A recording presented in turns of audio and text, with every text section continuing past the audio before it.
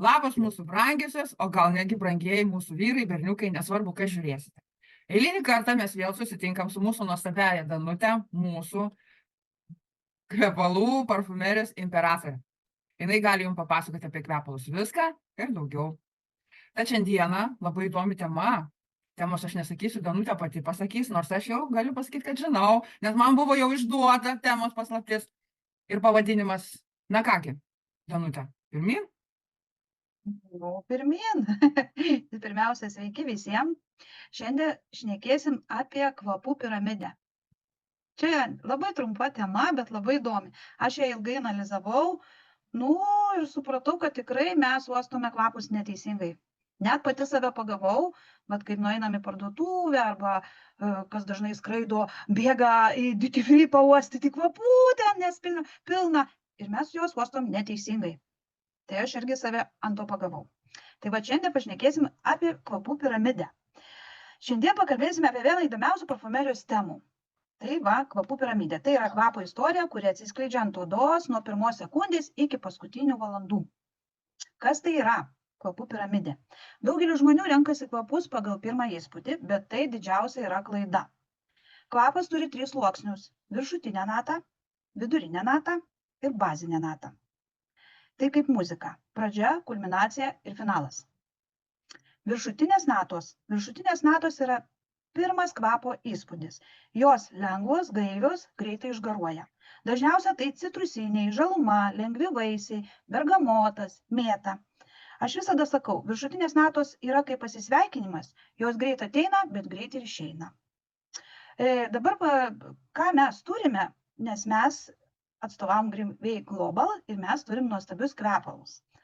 Kas yra Grimvei viršutinių natų grupiai? Tai citrusiniai ir gaivūs. Citrusiniai yra 301, 122 ir 304, o gaivūs yra 175 ir 303.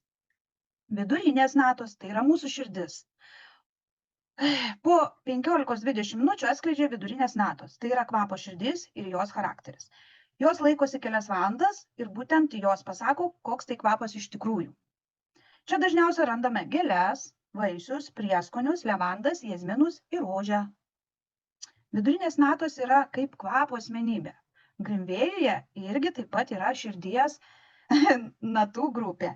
Tai yra gėlių, švaros ir vaisiniai. Gėlių kvapai 305, 303, 122. Švaros tipo yra 122 ir 303, o vaisiniai 304 ir 175. O dabar pereisim prie bazinių natų. Po kelių valandų kvapas pereina į bazinės natas. Tai yra kvapo pagrindas, jo giluma ir šiluma. Būtent jos lieka ant odos ir drabužių. Tai yra vanilė, ambra, muskatas, sandalmedis ir pačiulis. Bazinės natos yra kvapo parašas, tai kas lieka, kai žmogus jau išeina, bet kvapas dar lieka ore. Grimvėjus irgi turi tokių bazinių grupių. Saldus gurmaniškas 304, 305, 176 ir 178 kvapai. Medienos 301, 305, 177, 179. O rytietiški 305, 178 ir 179. Kodėl aš sakau numerikus? Gal bus kas susidomėję įsigyti Grimvėjaus kvepalų, tai žinos, kokio jam reikia. Kodėl kvapas skiriasi ant kiekvieno žmogaus? Vienas pasikvėpina vienaip kvepia, o kitas pasikvėpina visiškai kitaip. Tas pats kvapas ant 2 žmonių gali skambėti visiškai kitaip. Kodėl? Tai pirma, odos pH, hormonai, mityba, stresas, odos drėgmė ir odos tipas. Buvo kiek daug.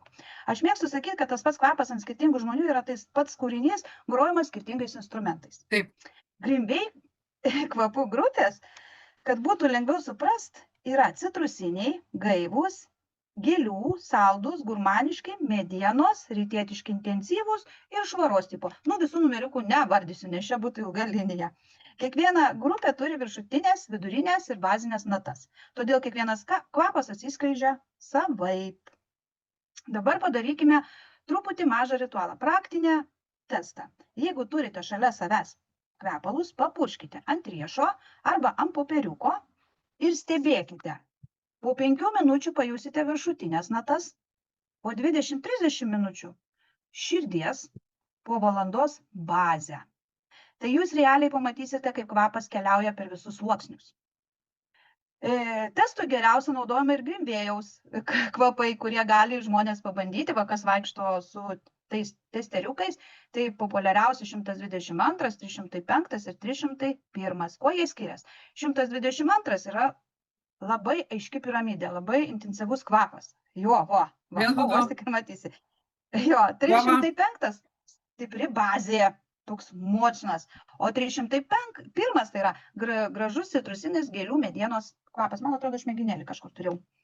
Tai kokia mums peršasi išvada? Tikiuosi, kad šiandien supratote, kodėl kvapas keičiasi ir kodėl verta duoti jam laiko. Tikras kvapas atsiskleidžia ne per 5 minutės, bet per kelias valandas. Kai žinosite kvapų piramidę, galite daug tiksliau išsirinkti savo kvapą, kuris atspindi jūsų charakterį ir nuotaiką.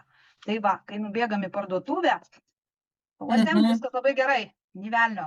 Pasirodo, reikia uostyti ir laukti ir vėduoti, kol tik tai po kelių valandų tas kvapas. Kodėl kaip oro uoste pasikvėpina žmonės?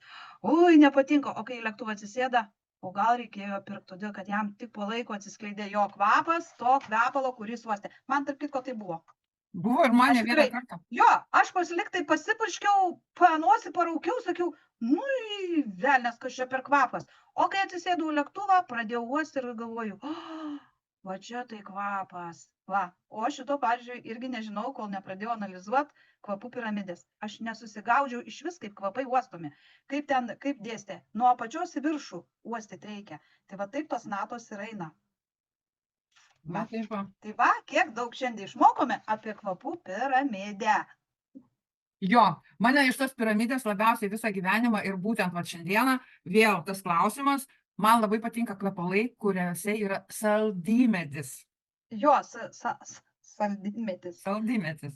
Va, ir būtent tas 305, jeigu gali, Danutė, dar pakartok, viršutinės, vidurinės ir apatinės natas.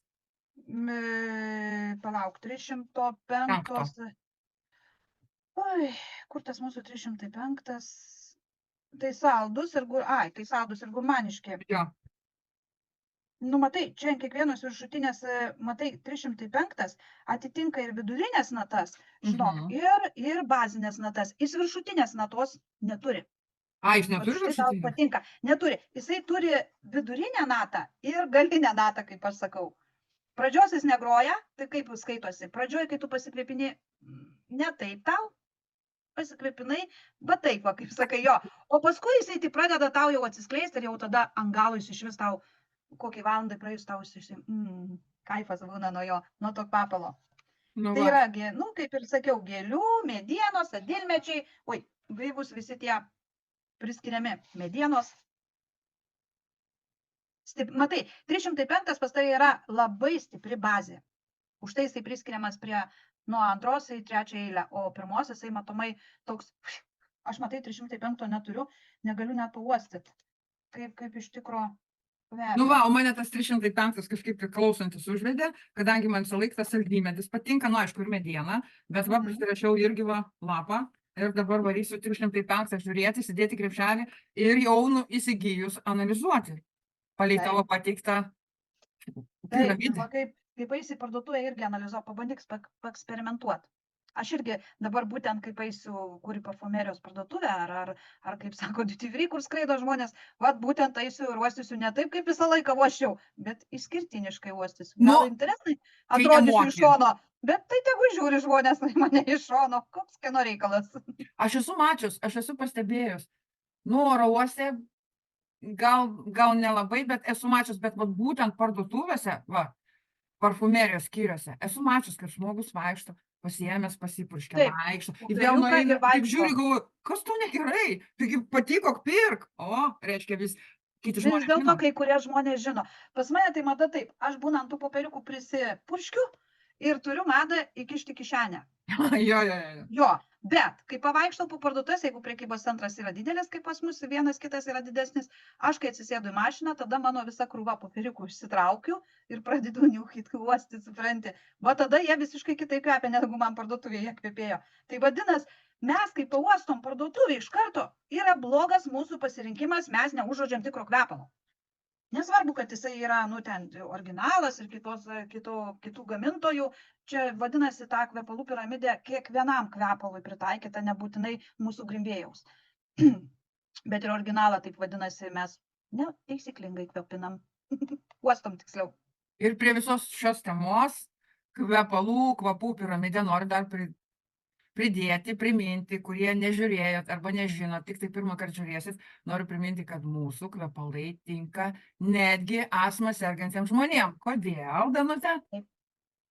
Kodėl? Todėl, kad jie neturi filatatų, ar kaip jie... Ftalatų. O ftalatas tai yra... Ftalatų, o kitaip moksliškai kitaip išsireiškia. Nu, nesvarbu. Ir prieš alerginių neturi komponentų, jų molekulės yra kūriamos visiškai kitaip ir todėl net kas odai turi alergiją, drąsiai gali purkšti ir nieko nebus.